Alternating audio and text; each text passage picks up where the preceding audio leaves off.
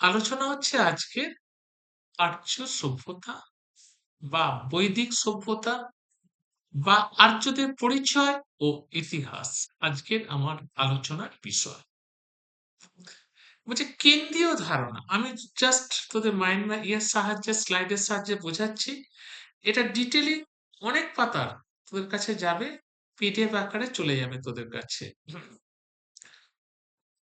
কেন্দ্রীয় ধারণা বলছে ১ নম্বর হচ্ছে উৎপত্তি ও বিতর্ক, মানে এর উৎপত্তি নিয়ে একটা বিতর্ক আছে। সাহিত্য, প্রত্নতত্ত্ব উপাদান, ভৌগোলিক বিস্তার, বৈদিক জীবনধারা। এই হলো টোটাল আলোচনার বিষয় আজকে। কি কি আলোচনার বিষয় এখানে বলে দিয়েছে দেখো। উৎপত্তি বলেছে, সাহিত্য, প্রত্ন উপাদান, ভৌগোলিক বিস্তার কতটা, বৈদিক জীবন, সেখানে সামাজিক, অর্থনৈতিক, রাজনৈতিক এই জীবনযাপাগুলো আলোচনা। তাহলে আজকে আমার আলোচনার বিষয় এই ৪টি পয়েন্ট, মেন পয়েন্ট এই ৪টি। এইটার উপরে বেস করে আজকে আমার আলোচনার বিষয়। ঠিক আছে, আসছে এবার আলোচনার। দেখো, প্রথমে আমি বলেছিলাম ব্যুৎপত্তি বা উৎপত্তি। বলছে সংস্কৃত ধাতু রি, হা, যার মানে হচ্ছে ব্যাকরণগত অর্থ গমন করা বা অগ্রসর হওয়া। তাই এটা হচ্ছে ব্যাকরণগত অর্থ। মনে রাখবে, ব্যাকরণগত অর্থ হচ্ছে এই আর্য শব্দটার ব্যাকরণগত অর্থ হচ্ছে গমন করা বা অগ্রসর হওয়া। শাস্ত্রীয় বা যাজ্ঞ, হ্যাঁ, যজ্ঞের ব্যাখ্যা মানে যাজ্ঞ বল যেটা, সেখান থেকে বলছে সজ্জন, শ্রেষ্ঠ বা অভিজাত। শাস্ত্রীয় অনুযায়ী এটাকে বলা হয়, আর্য কথার মানে হচ্ছে স্বজন, শ্রেষ্ঠ, অভিজাত। তাহলে ব্যাকরণগত হচ্ছে গমন করা বা অভ্যস্ত। তাহলে ব্যাকরণগত অর্থ হচ্ছে কি, দেখো, ব্যাকরণগত অর্থ হচ্ছে গমন করা। আর শাস্ত্রীয় মতে হচ্ছে, দেখো, আর্য শব্দের অর্থ শাস্ত্রীয় মতে হচ্ছে শ্রেষ্ঠ, শ্রেষ্ঠ। আ- আ- কৃষিকাজ ও চাষবাস, বিকল্প ঐতিহাসিক ব্যাখ্যা, এটা পড়ে, এই দুটো মনে রাখ। এবার দেখ, প্রাচীন পারস্য সম্রাট দারায়ুসের শিলালিপিতে আর্য আত্মপরিচয় হিসাবে ব্যবহার হয়। তাহলে আমরা প্রাচীনের আর্য কথাটা কোথায় পেয়েছি? প্রাচীন পারস্য সম্রাট দারায়ুসের শিলালিপিতে আর্য এই পরিচয়টা পায়। আর ঋগ্বেদের বিভিন্ন স্তূপে আর্য দাস দস্যু বা সামাজিক সাংস্কৃতিক পরিচয় পাওয়া যায়। আচ্ছা, বিভিন্ন স্তোত্রে অর্থাৎ ঋগ্বেদ, দুটো জায়গাতে আমরা আর্য কথাটা পেয়েছি। একটা পেয়েছি ঋগ্বেদ, আর একটা হচ্ছে সম্রাট দারায়ুসের শিলালিপি থেকে। এই দুটো জায়গায় আর্য কথা পেয়েছি। তাহলে এবার এলাম আর্য সমস্যা বা আধুনিক দৃষ্টিভঙ্গি। বলছে এক নম্বর, আর্যকে জাতি কেউ বলছে, কেউ বলছে ভাষা, কেউ বলছে সংস্কৃতি। এটা নিয়ে তো বিতর্ক। একেকজন একেক রকম ভাবে ব্যাখ্যা করছেন। কেউ জাতি হিসাবে ব্যাখ্যা করছেন, কেউ ভাষা হিসাবে বলছে, কেউ সংস্কৃতি হিসাবে ব্যাখ্যা করছে। অধ্যাপক যতীন্দ্রনাথ মুখোপাধ্যায় এর সমাধান করেছেন। ইনি, আমার সালটা মনে নেই, আমাদের প্রতি বছর দিল্লিতে কংগ্রেস অধিবেশন হয়। সেই দিল্লি কংগ্রেস অধিবেশনে ১ বছর উনি এরিয়ান প্রবলেমের উপর একটা বক্তৃতা দিয়েছেন। প্রতি বছর এক একজন বিশিষ্ট ব্যক্তিকে এক একটা টপিকের উপর বক্তৃতা দেয়া হয় এবং সেটা নিয়ে আলোচনা করা হয়। সে বছর এরিয়ান প্রবলেম অর্থাৎ আর্য সমস্যা নিয়ে সে বছরের ছিল। সেখানে বদ্রীনাথ মুখোপাধ্যায় এইটার একটা খুব সুন্দর ভালো ব্যাখ্যা দিয়েছেন। সেই জার্নালটা আমার কাছে আসছে পরবর্তীকালে, এবং সেই জার্নাল থেকেই আমি এটা কিছুটা তুলেছি। আর্য কোনো একক জৈবিক জাতি নয়। এটি মূলত ইন্দো ইউরোপীয় ভাষাগোষ্ঠীর অন্তর্গত ইন্দো আর্য ভাষা বিস্তারের সাথে যুক্ত একটি ভাষাগত সাংস্কৃতিক পরিচয়। এটা ছোটবেলা থেকে পড়েছ। আর্য একটা জাতি নয়, অর্থাৎ জৈবিক জাতি নয়, একক জৈবিক জাতি নয় আর্য। সেটা কি, ইন্দো ইউরোপীয় ভাষাগোষ্ঠীর অন্তর্গত ইন্দো আর্য ভাষার বিস্তারের সঙ্গে যুক্ত একটি ভাষাগত সাংস্কৃতিক পরিচয়। তাহলে এইটুকু অংশ হলো আর্য সমস্যাটার মূল। আর্যটা কে, কি? ভাষাগত সাংস্কৃতিক পরিচয়, তাহলে কার সঙ্গে? ইন্দো ইউরোপীয় ভাষা গোষ্ঠীর অন্তর্গত। কার অন্তর্গত? ইন্দো ইউরোপীয় ভাষা গোষ্ঠীর অন্তর্গত। ইন্দো আর্য ভাষার বিস্তারের সাথে যুক্ত একটা ভাষাগত এবং সাংস্কৃতিকতা। তাহলে ইন্দো ইউরোপীয় ভাষা গোষ্ঠীর অন্তর্গত এটা। আর্য আক্রান্ত তত্ত্বের সমালোচনা, এটি কোনো আকস্মিক বা সামরিক আক্রমণ ছিল না, দীর্ঘমেয়াদে পর্যায়ক্রমে অভিবাসন ও সংস্কৃতির মিতক্রিয়ার ফল। এটা হঠাৎ করে আর্যদের একটা জাতিকে অনেকে বলেন যে হরপ্পাকে ধ্বংস করে আর্যরা এসেছে, এটা ভুল ধারণা। এটা দীর্ঘদিন ধরে এই প্রক্রিয়াটা চলেছে এবং তারপরে অভিবাসন ও সাংস্কৃতিক মিতক্রিয়ার ফল হয়েছে। বলছে এটা দীর্ঘমেয়াদী ফল, হঠাৎ করে আর্যদের আবির্ভাব ঘটেনি। এর আবির্ভাবের পেছনে দীর্ঘমেয়াদী একটা ফল কাজ করেছে, সেখানে অভিবাসন এবং সাংস্কৃতিক মিথস্ক্রিয়ার ফল। তাহলে আর্য একটা ইন্দো ইউরোপীয় ভাষাগোষ্ঠীর অন্তর্গত একটি ভাষাগত সাংস্কৃতিক পরিচয়, জাতি নয়, ভাষা নয়, সংস্কৃতি। গতিনাথ মুখোপাধ্যায় এই সমস্যার সমাধান। এবারে আসছি, দেখো সাক্ষ্য প্রমাণ বা সাহিত্যিক বাবা। তাহলে প্রথমের পাঠটা হয়ে গেল, আমাদের আলোচনা ছিল উৎপত্তি। দেখো এই যে প্রথম পাঠটা যেটা ছিল উৎপত্তি এবং বিতর্ক, এইটা আলোচনার প্রথম বিষয় ছিল, সেটুকু অংশ আমি আলোচনা করে নিলাম। যে আর্য সংস্কৃত ধাতু রি থেকে এসছে, যে এখানে বলা হচ্ছে যে ব্যাকরণগত ভাবে বলা হয় গমন করা, শাস্ত্রীয়গত ভাবে বলা হয় শ্রেষ্ঠ, অভিজাত, এরকম। তাহলে আর্য কথাটা আমরা প্রাচীন ভারতে কোথায় পাই? সম্রাট দারায়ুসের শিলালিপিতে আর্য পাই, আর ঋগ্বেদে পাই। তাহলে এইটুকু হয়ে গেল উৎস। এবার আসছি আর্য সমস্যা। কেউ বলছে জাতি, কেউ বলছে ভাষা, কেউ বলছে সংস্কৃতি। কিন্তু বদ্রীনাথ মুখোপাধ্যায়ের সমাধান করেছে আর্য একটা জৈবিক জাতি নয়, ইন্দো ইউরোপীয় ভাষা গোষ্ঠীর অন্তর্গত একটা ভাষাগত সাংস্কৃতিক পরিচয় আর্য।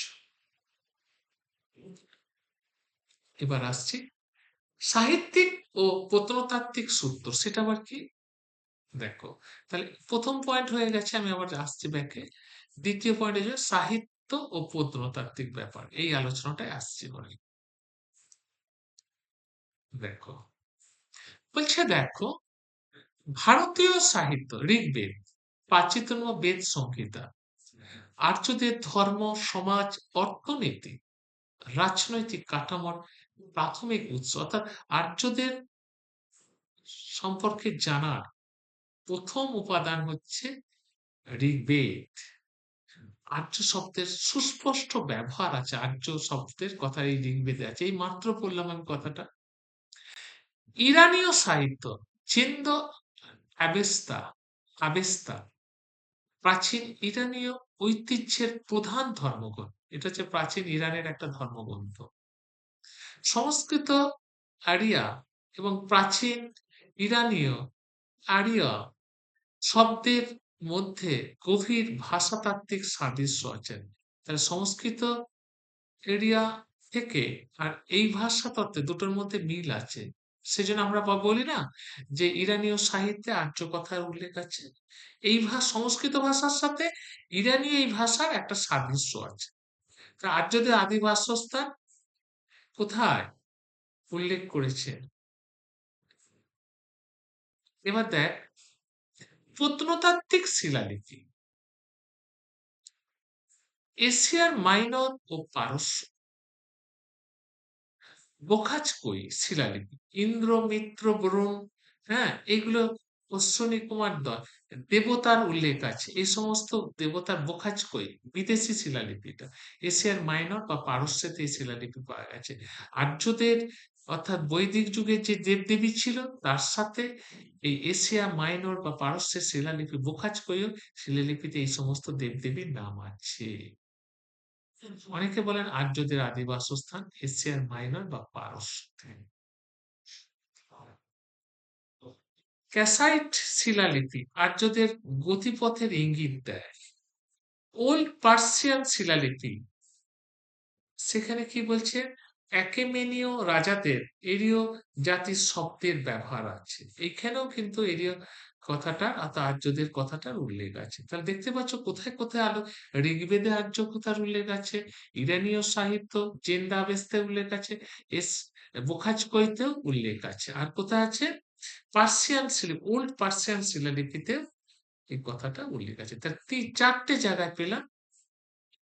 এইটাতেও আছে, ক্যাসাইট শিলালিপিতে উল্লেখ আছে।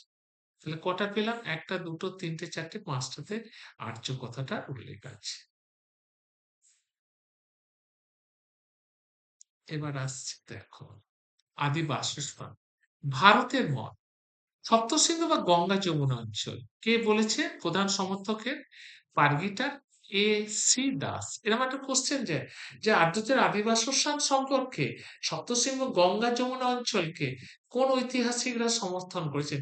দুটো করে অপশন দিয়ে দিল, পার্গিটার, এ সি দাস, কেউ হলো ম্যাকডোনাল্ড, গাইলস, বালগঙ্গাধর তিলক, ম্যাক্স মুলার, এইভাবে দিয়ে দিল। কোনোটাই না। তখন কোন বলতে হবে যে পার্গিটার, এ সি দাস। এই যুক্তি কি? বেদের বহিরাগত হওয়ার প্রমাণ নেই সংস্কৃত প্রাচীনতম। বেদ হলো প্রাচীনতম। বেদ বহিরাগত হওয়ার প্রমাণ নেই। তাহলে বেদ তো আমাদের ভারতেই রচিত। তাহলে আর্যদের আদিবাসস্থান ভারতে। এই যুক্তিটাই দিয়েছে। ইউরোপীয়দের মত, দক্ষিণ পূর্ব ইউরোপ, স্ক্যান্ডিনেভিয়া। এই মতের সমর্থন হলে ম্যাকডোনাল্ড, গাইলস। এই মতের সমর্থন কোথায়? ইন্দো ইউরোপীয় ভাষার বিস্তার বা ইউরোপীয় উদ্ভিদ পানি, এই দেখে বলেছেন যে আর্যদের আদিবাসস্থানের সাথে ইউরোপীয়দের ইউরোপের দক্ষিণ পূর্ব ইউরোপের স্ক্যান্ডিনেভিয়ার আদিদের মিল আছে। তো ইন্দো ইউরোপীয় ভাষা বিস্তারের সঙ্গে বা ইউরোপের উদ্ভিদ পানির সাথে দক্ষিণ পূর্ব এশিয়ার যে স্ক্যান্ডিনেভিয়া অঞ্চলের সাথে আর্যদের মিল আছে। উত্তর মেরু তত্ত্ব, সুমেরীয় অঞ্চল, বালগঙ্গাধর তিলক। বৈদিক সাহিত্যে দীর্ঘদিন দিন রাত্রির জ্যোতিষ বৈজ্ঞানিক বর্ণনা আছে। তাহলে দেখতে পেয়েছো সুমেরীয় অঞ্চলকে একেবারে বৈদিক সাহিত্যের যে দিন রাত্রির বৈজ্ঞানিক বর্ণনা আছে, আর্যদেরও সেই বর্ণনা আছে। অর্থাৎ সুমেরীয় অঞ্চলকে বালগঙ্গাধর তিলক বলেছেন। মধ্য এশিয়া মঠ, পামির বা মধ্য এশিয়া, ম্যাক্সমূলার, এডওয়ার্ড মেয়ার। অ্যাবেস্তা বা ঋগ্বেদ, ঋগেন্দ্রের সাদৃশ্য বিভিন্ন দিকে অভিবাসনের সুবিধা আছে।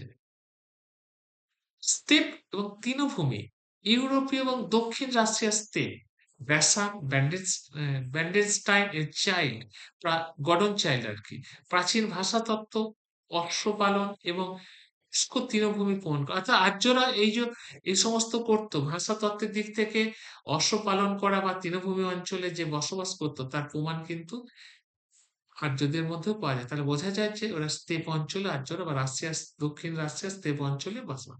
আধুনিক গবেষণা আলোকপাত, বর্তমান ঐতিহাসিক বা জেনেটিক গবেষণা ইউরোপীয় স্টেপ বা মধ্য এশিয়া অঞ্চলকে সর্বাধিক গুরুত্ব। জেনেটিক প্রমাণই আজকে প্রমাণিত হয়েছে একে বলে ইউরেশিয়ার স্টেপ বা মধ্য এশিয়া অঞ্চলে আর্যদের আদি বাসস্থান ছিল।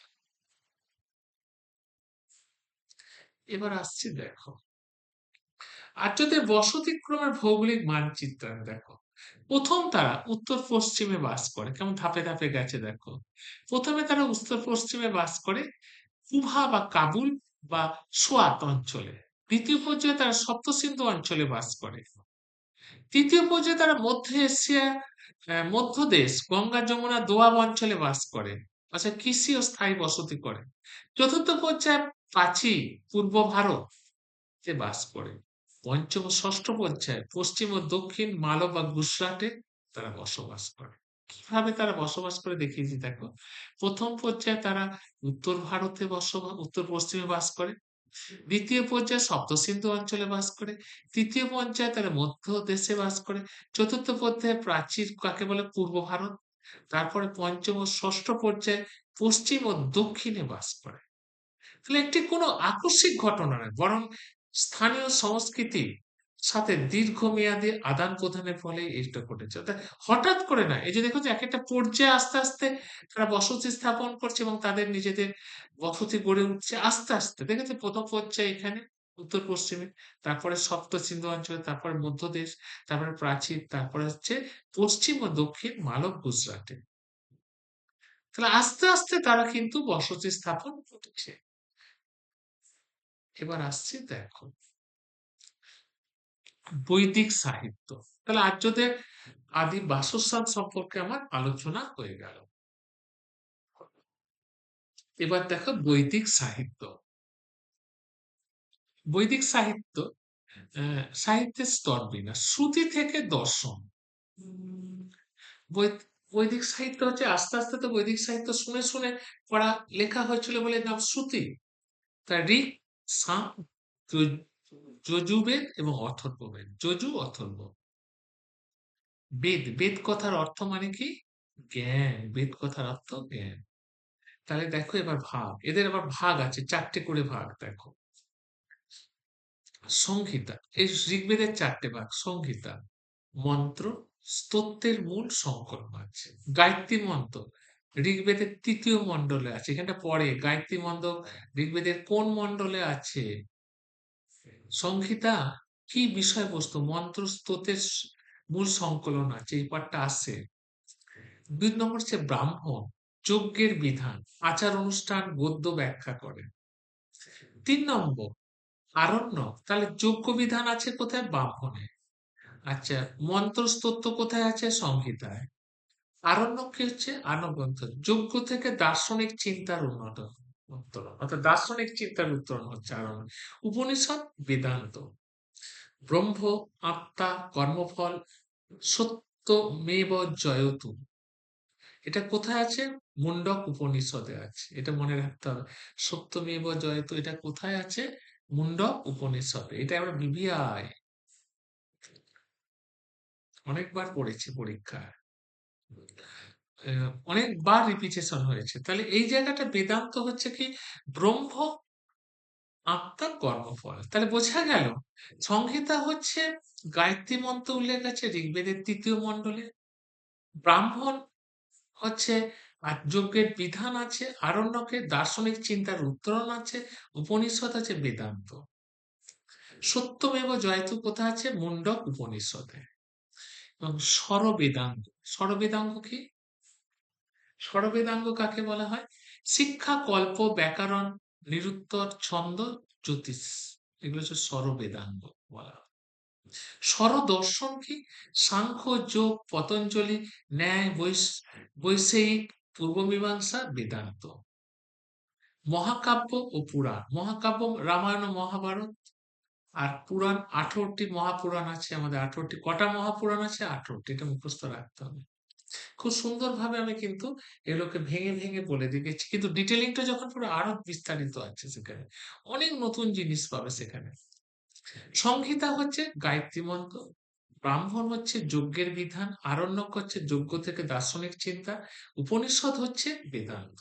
ষোড়শ বেদকে, বেদাঙ্গকে শিক্ষা, কল্প, ব্যাকরণ, নিরুত্তর, ছন্দ, জ্যোতিষ। আর ষোড়শ দর্শন কি? সাংখ্য, যোগ, পতঞ্জলি, ন্যায়, বৈষয়িক, পূর্বমীমাংসা, বেদান্ত। মহাকাব্য রামায়ণ মহাভারত। পুরাণ 18টি। আশা করি বোঝা গেছে এইটুকু অংশ। এবারে দেখো রাজনৈতিক বিবর্তন, উপজাতি থেকে সাম্রাজ্য। উপজাতি থেকে সাম্রাজ্য। আগে তো উপজাতি ছিল ঋগ্বৈদিক যুগে, সেটাই বলছে। সেখান থেকে সাম্রাজ্য। দেখো দুটো কম্পেয়ার করা আছে এখানে, অসুবিধা কিছু নেই। ঋগ্বৈদিক বা প্রাথমিক বৈদিক রাষ্ট্র কাঠামো উপজাতি কেন্দ্রিক। কে ছিল কুল? প্রধান, সমাজে প্রধান ছিল, প্রধান অংশ হচ্ছে কুল। ভাগটা কিভাবে ছিল? প্রথমে কুল, তারপরে গাম, তারপরে বিষ, তারপরে জন, এইভাবে ছিল। কুল, তারপরে গাম, তারপরে বিষ, তারপরে জন, এইভাবে স্তর বিন্যাস ছিল সমাজ কাঠামো। রাজার ক্ষমতা বা উপাধি, রাজন বা গোপতি, গবাদি পশু রক্ষক ক্ষমতা, এবার যার যত সেই সময় গরু থাকতো তার থেকে তার সে তত ধনী। যেমন উম, উম, ই- ইথিওপিয়াতে ইথিওপিয়াতে বা ইন্দোনেশিয়াতে ওখানে এখনো যার যত গরু আছে, এবং সেই সময় ছেলেকে প্রচুর গরু দেয়া হতো মেয়েকে। মেয়ে যে ধর বিয়ে করতো, সেখানে কি করা হতো, ছেলের বাবা বা ছেলে গরু দিত মেয়ের বাবাকে, তবে তার বিয়ে হতো। আবার যার যত গরু আছে, এখনো সেই সমাজটা আছে, সে সেখানে সব থেকে ধনী। গরু ছিল সেখানে প্রতীক,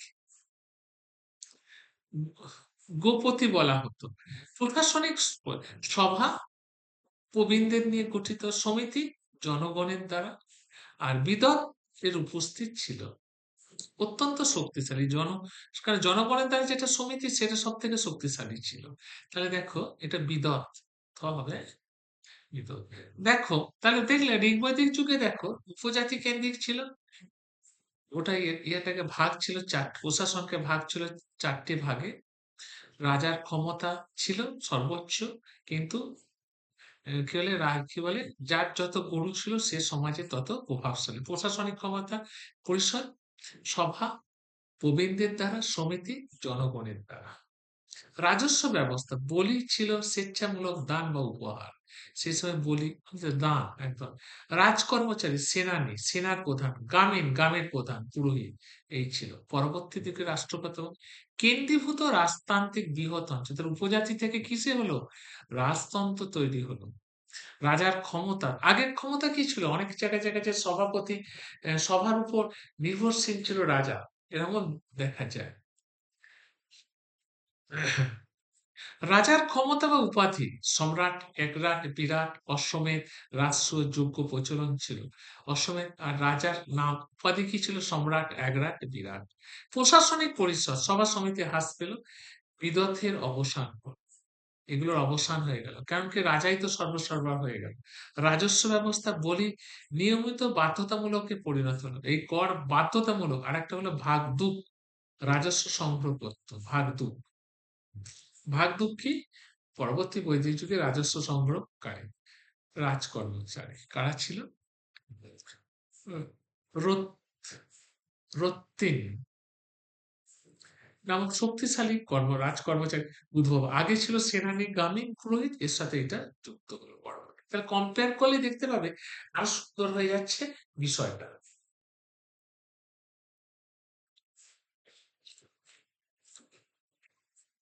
এবার হচ্ছে সামাজিক রূপান্তর ও বঙ্গোপসাগর।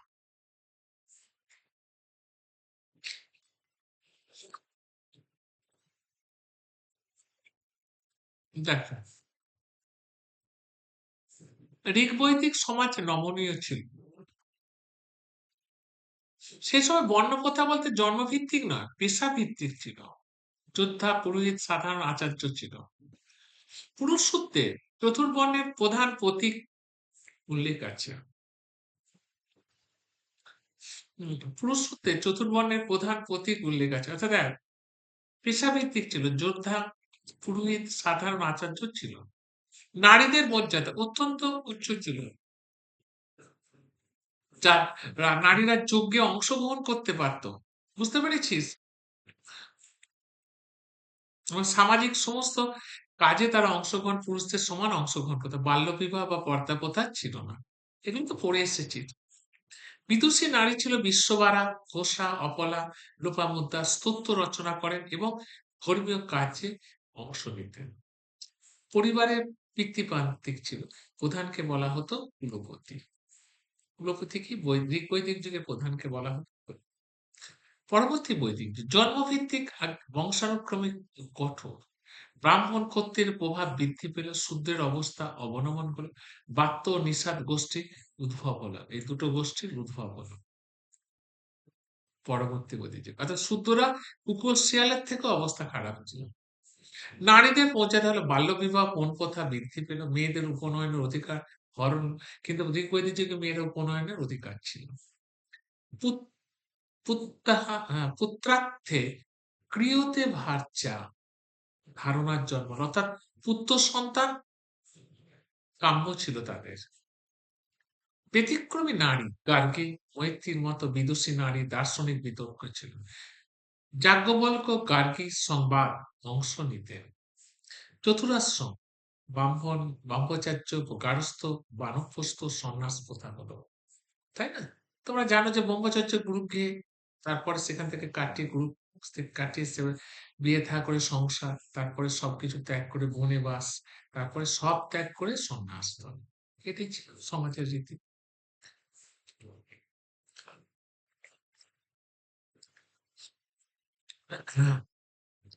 তাহলে দেখতে পাচ্ছ যে পুরুষ সূক্তে চতুর্বর্ণের প্রধান প্রতীক উল্লেখ আছে। তাহলে কোথায় চতুর্বর্ণের প্রতীক উল্লেখ আছে? এটা পরে পুরুষ সূক্তে। এবার আসছে পরবর্তী পাঠটা।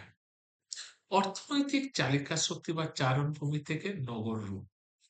আগে তো অর্থ যাযাবর ছিল, সেখান থেকে আস্তে আস্তে কি বলে সাম্রাজ্য, রাজ্য, সেখান থেকে নগরের সূচনা। দেখো, পশুপালন ভিত্তিক প্রাথমিক গোষ্ঠী, প্রধান সম্পদ গবাদি, গোপতি বা গাবিষ্টি বা গবিষ্টি বলা হতো।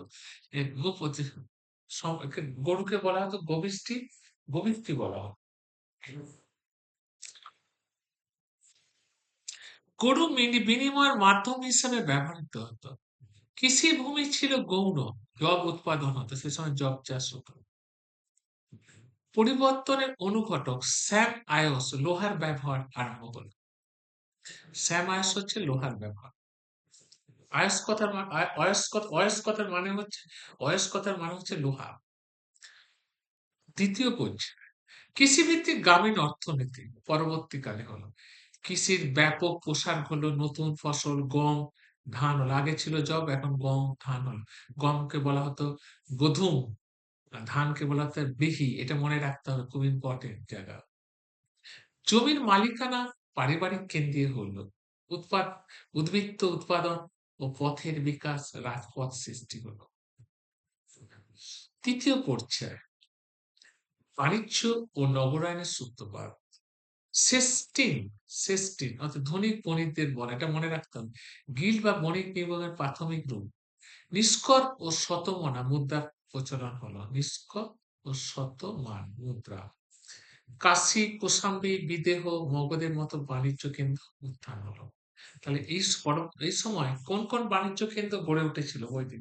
কাশী, বিদেহ, মগধের মতো বাণিজ্য। এই জায়গাটা এটা চিত্ত হয়ে গেল। এবার আসছে দেখো, ধর্ম চেতনা। ঋগ্বৈদিক ধর্ম বহির্জগৎ, প্রকৃতির শক্তিসমূহ মানবীভূতিকরণ। কেমন? ইন্দ্র, পুরন্দর, দুর্গ ধ্বংসকারী, বৃষ্টি ও বজ্রের দেবতা, সর্বাধিক 250টি সূক্ত আছে। তাহলে পুরন্দর হচ্ছে কি? দুর্গ ধ্বংসকারী, বৃষ্টি, বজ্রের দেবতা, বজ্রের দেবতা। অগ্নি, মানুষ ও দেবতাদের মধ্যে যোগ সূত্রকারী, যজ্ঞের বাহক অগ্নি। কারণ বেদে কি বলে বেদিতে যজ্ঞ হয় মানুষের সাথে, কার সম্পর্ক তৈরি হয়? দেবতাদের। আচ্ছা, বরুণ ঋত বা মহাজাগতিক ও নৈতিক নিয়মের রক্ষক। সোম পবিত্র পানীয় দেব ও দেবতা। অশ্বিনী কুমার দেব বৈদ্য। উষা বা অদিতি উপাসনার রূপ, বস্তুগত লাভে বৃষ্টি, পশু বিজয়, আশা, যোগ্য স্তোত্র পাঠ করা। তাহলে কিস জন্য? বৃষ্টির জন্য, পশু এবং বিজয়ের জন্য এসব করা হতো। পরবর্তী বৈদিক যুগে অন্তর জগৎ, এটা হচ্ছে বহির্জগৎ। কিরকম? দেবদেবীর পরিবর্তন হলো। ইন্দ্র, অগ্নির গুরুত্ব হ্রাস পেল, প্রজাপতির সৃষ্টি হলো। বিষ্ণু, রুদ্র, শিবের প্রাধান্য। তাহলে পরবর্তী বৈদিক যুগে শিবের প্রাধান্য পেল। দার্শনিক উত্তরণ উপনিষদ, বহু দেবতার আড়ালে একেশ্বরবাদের চিন্তা। অর্থাৎ বৈদিক যুগের শেষের দিকে একেশ্বরবাদের হলো। কর্মফল জন্মান্তরবাদের সৃষ্টি হলো এই বৈদিক যুগে, পরবর্তী বৈদিক যুগে। যজ্ঞের জটিলতা বৃদ্ধি, হোতা, উদ্গাতা, অধৈর্য ও ব্রহ্মা মতো পুরোহিতদের চরম প্রভাব। সেই সময় এই পুরোহিতদের এত, পরবর্তী বৈদিক যুগে আমরা দেখতে পাই যে এত অত্যাচার তাদের বেড়ে গেল যে জোর জুলুম, মানে ধর্মের নামে শোষণ নিপীড়ন আরম্ভ হলো। তার ফলেই তো প্রতিবাদী আন্দোলন গড়ে উঠল, বৌদ্ধ জৈন ধর্মের সৃষ্টি হলো। এবার আসছি দেখো, লোহার ব্যাপার ও কৃষির প্রসার, তারপরে উদ্বৃত্ত উৎপাদন, বসতি স্থাপন, নগর রাজপথ সৃষ্টি হলো এর হাত ধরে। তাহলে লোহার ব্যবহারের হাত ধরে হলো উদ্বৃত্ত উৎপাদন, কৃষির প্রসার হলো, কৃষির প্রসারের ফলে কি হলো উদ্বৃত্ত উৎপাদন, তার ফলে রাস্তাঘাট তৈরি হলো, স্থায়ী বসতি এবং নগর গড়ে উঠলো। সমাজ বর্ণপ্রথা কঠোরতা সম বিভাজন থেকে জন্মভিত্তিক বিভাজন, পুরোহিত কর্তৃর আধিপত্য, নারীদের অধিকার সংকুচিত হলো। রাজনীতি আঞ্চলিক সীমানা বা সাম্রাজ্যবাদ, উপজাতি থেকে জনপদ, সে যে বললাম না, এখান থেকে যে চাষবাস হলো, বৃদ্ধি পেল, উদ্বৃত্ত হলো, স্থায়ী বসবাস হলো, এখান থেকে সাম্রাজ্যের অর্থাৎ সভা সমিতির ক্ষমতা হ্রাস পেল, রাজার ক্ষমতা, রাজতন্ত্র বৃদ্ধি পেল। সেই সময় জনপদ, রাজস্ব, অশ্বমেধ যজ্ঞ শুরু হলো। যজ্ঞের আড়ম্বর ও উপনিষদের উদ্ভব, সামাজিক জটিলতা থেকে মুক্তি খুঁজে আধ্যাত্মিক ও দার্শনিক চেতনার বিকাশ।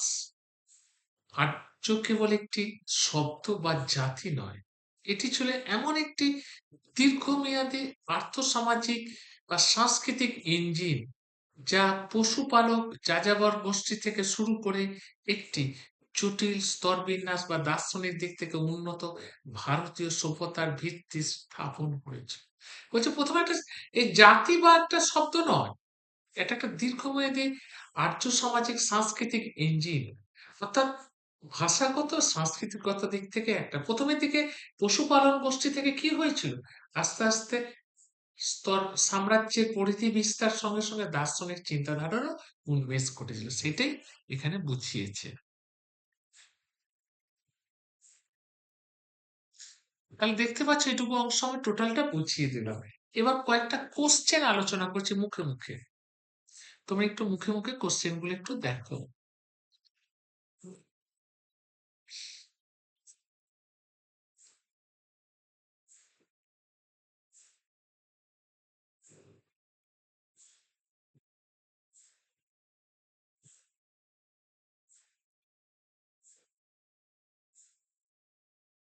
দেখো একটু যদি হয়। উম,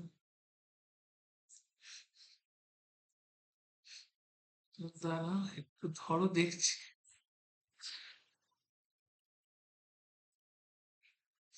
ঠিক আছে, আচ্ছা আমি কোশ্চেন গুলো টোটাল পাঠিয়ে দেবো, তোরা নিজেরা করে আমাকে অ্যান্সার গুলো পাঠাবি।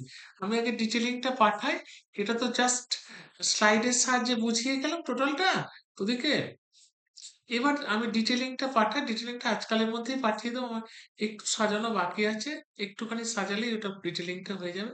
বিষয়বস্তুটাকে টোটালটাকে বুঝিয়ে দিলাম, এবার ডিটেলিংটা আমি পাঠিয়ে দিচ্ছি, এবং কি টাইপের কোশ্চেন হতে পারে সেই সম্পর্কে তোদের আমি 100টার মতো কোশ্চেন এর সঙ্গে পাঠিয়ে দিচ্ছি। এবারে কিরকম টাইপের কোশ্চেন আসার প্রবাবিলিটি আছে সেগুলো সম্পর্কে তোদের 100টার মতো কোশ্চেন আমি পাঠিয়ে দিচ্ছি, তোরা করে, আমি করে দিলে তো মুশকিল আছে, তোরা নিজেরা করলে এটা আরো ভালো হবে।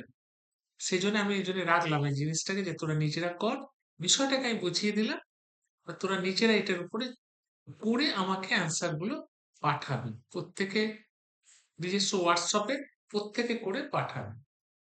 ঠিক আছে, আজ এখানেই রাখছি, তোদের 9টা থেকে ম্যাথ ক্লাস করাবো।